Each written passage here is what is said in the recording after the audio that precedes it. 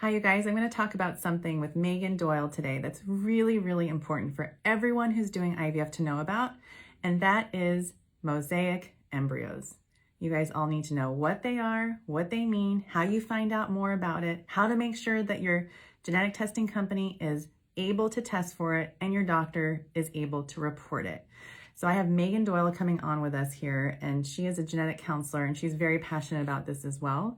So I'm so glad that she has the time to educate us about what mosaic embryos are, the different types of mosaicism, how you test, hi Alexandra, how you test in pregnancy if you transfer a mosaic embryo, if you want to test, what that all means. So I'm going to bring her on right now. And she works at Markham Fertility. And we're just going to chat a little bit about this and why it's so important for you guys to know about it. Hi, Meaghan. Hi, Amy. So my hair actually looks like yours if I don't flat iron it. So I really wish I hadn't, because then we would be Mine can't twins. stay that way. Well, welcome. How are you doing? I'm good. How are you? I'm doing great. Well, thank you for taking the time today on this Saturday to kind of talk to us about this. It's a topic that's very near and dear to my heart. And so, you're a genetic counselor. So just kind of tell me about your background in genetics and what drew you to this field. I really was drawn to genetics because it really explains why we are the way that we are. And genetic counseling specifically, it's a great way to combine helping people and really empowering them with a strong background in science, and it always keeps me learning. So it's really the perfect career for me. Yeah. And for those of you guys who are joining, we're talking about mosaic embryos. And Meaghan, can you just tell us, what are mosaic embryos? What does that even mean?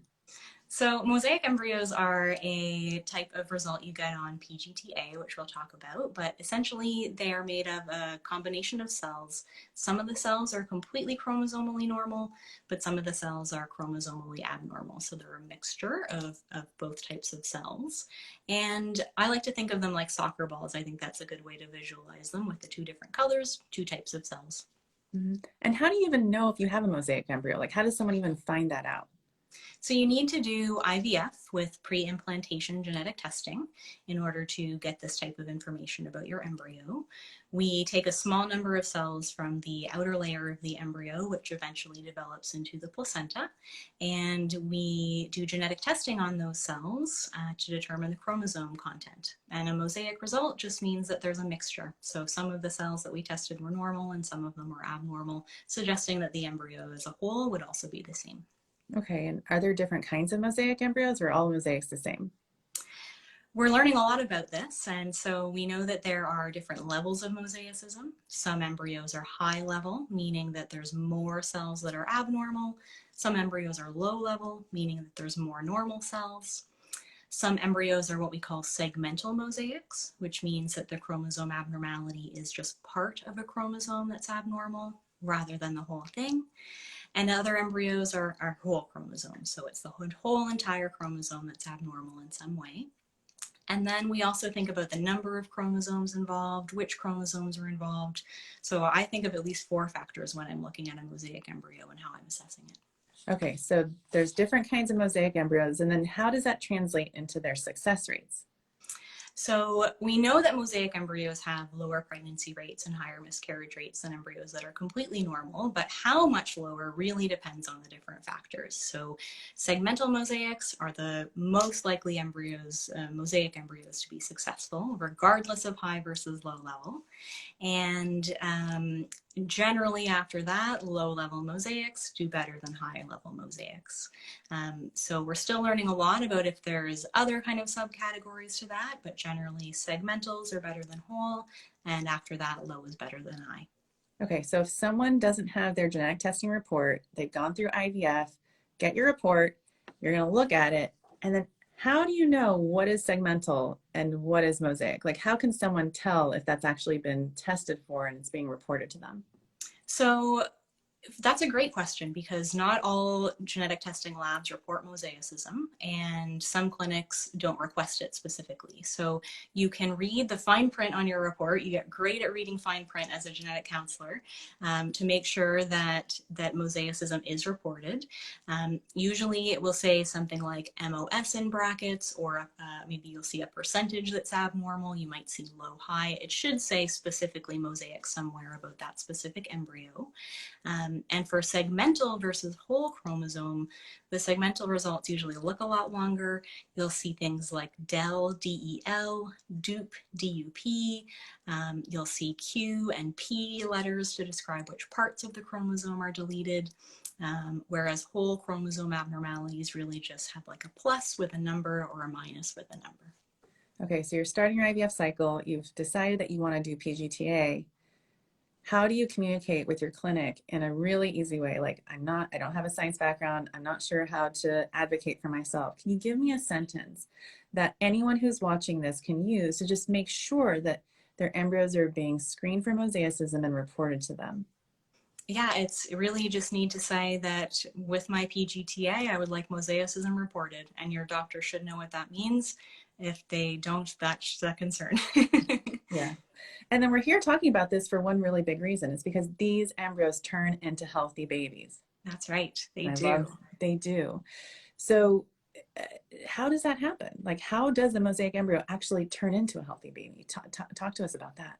Well, the leading theory right now is that mosaic embryos are self-correcting. So rather than thinking about individual cells fixing themselves, the embryo as a whole is becoming normal.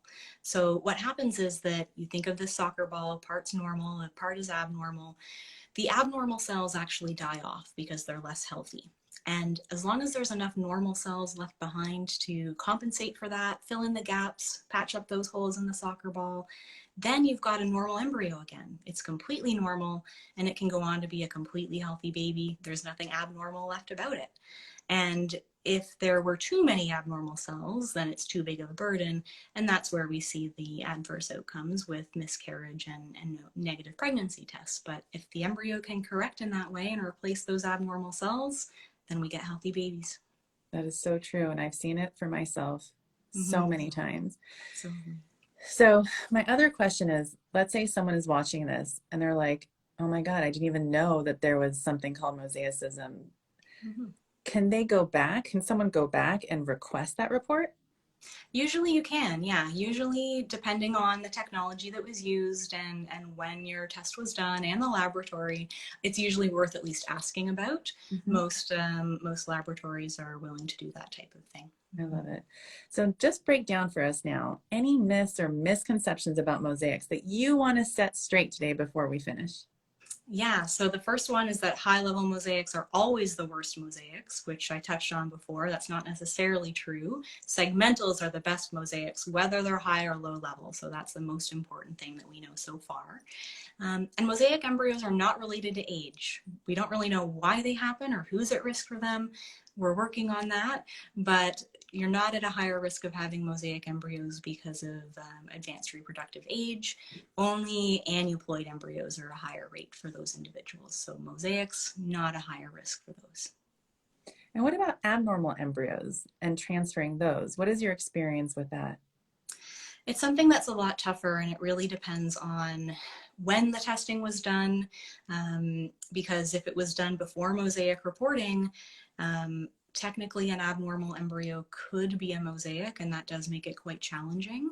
I think a lot of it depends on the type of abnormality. Again, there's thought that segmental aneuploids may have potential. I know you've seen that in your practice as well. Yeah. So I think we're going to learn a lot more about that in the coming year. So it's really important that you speak with your doctor or a genetic counselor to learn the specifics of the abnormal. I think that generally, if you're getting into an IVF cycle today, if you're thinking that you would want to transfer an abnormal embryo no matter what, then you may not necessarily be using the PGTA results to your advantage, and it might not be the right test for you if you're just always going to transfer an embryo no matter what the result. But if you're in a situation where at the end of the test, you didn't do that type of thinking in advance and you have an abnormal embryo, at least ask the questions about it so that you feel like you're informed. And if you're not using it, you're comfortable with that. Yeah. I mean, I have so many really smart patients who they just get a call from someone that says, oh, you have 1 normal and 3 abnormal, click. Yeah. They don't see a report. They don't do a post-test consult. They're not talking to a genetic counselor like you to kind of go through the report. And that's really scary to me.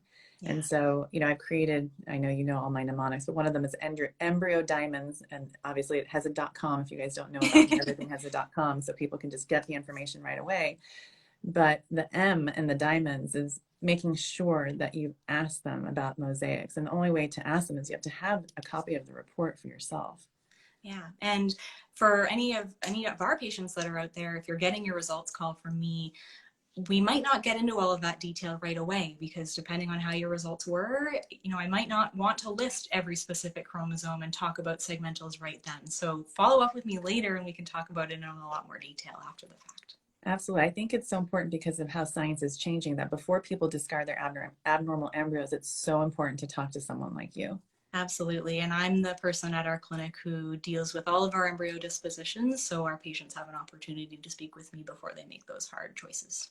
Wow. Yeah. I mean, I feel like that should be a requirement that before you discard your embryos, you really have to sign informed consent stating that you really understand what you're discarding and that you're not going to have any regrets in the future that you didn't ask those questions first. Meaghan, I could talk about this all day with you. Me Thank too. you for joining us today. Such a blast. You're going to have to come back again and talk more about what you learned through all the research that you guys are doing. And thank you for all your work. And for you guys who don't know, her Instagram, all the mess, you know, all her stories and her posts, literally it's like reading my mind. Everything that I know about embryos and mosaics, I'm just like, oh my God, finally someone after all these years is saying what's been in my heart and my mind. And my experience as well is that mosaic embryos can turn into beautiful and perfectly healthy babies. But talk to your doctor, the genetic testing company, a genetic counselor, and make the decision that's right for you. Meaghan, thank you for joining us. I hope you guys all follow Meaghan. Thank you again. Thanks everyone. See you guys all later. Bye, Meaghan. Have a great day. Bye-bye.